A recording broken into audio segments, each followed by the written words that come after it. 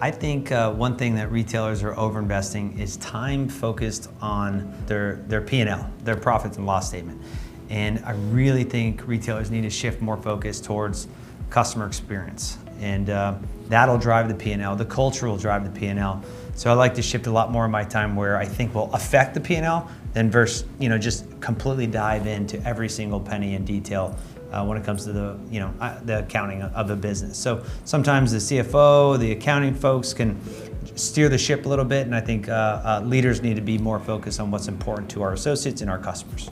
I think one thing that retailers are kind of over-crazing and estimating right now is the power of AI. And there's a lot of these hyper-customized AI platforms and bots and ads and things, and there's really no proven ROI on those. And a lot of times it feels very fabricated. You lose that brand DNA because it becomes very robotic. So I think there needs to be some more testing before the whole world goes crazy with this whole hyper-customized AI. The growth that it's actually having. I think many people think that retail is dead, or many people believed retail was dead. But I think that's something that we're underestimating completely, and you see it in the heavy investment that the stores are having within the new places that they're opening, right? And there's two aspects of it. Maybe there was a fall in foot traffic, there was a fall in people purchasing, but I think there's been a great uprise in what it means to have flagship stores around the world, right? So we can't underestimate the meaning that it means to have an actual building, an actual store that will give the brand the face to the world. I think retailers, and not just retailers, a lot of companies, overinvest in consultants and projects that are kind of short-term focused. There's a difference in organic development within an organization that impacts the culture and bringing in even a super smart consultant that's going to go and help you do something from outside. It is so difficult to take a consulting project and turn it into something lasting. So yes, and I think the way retailers use it is not great. Sometimes retailers tend to waste time negotiating things. Like retailers are middlemen, retailers are negotiators, they need to be.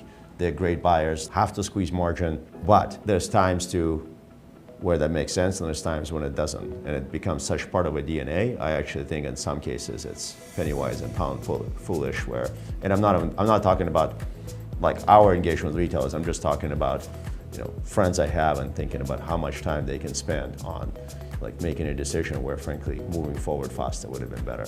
I think that when a retailer invests in some of those shiny technology apps without addressing the fundamentals of their business, product and experiences, etc., but they think that technology, some fancy technology will really make them successful. It's like putting a lipstick on the pig. I would say not really understanding that the experience is part of a social event. That there is social interactions that happen before they got into your store, that happen while they're in your store, and after they leave.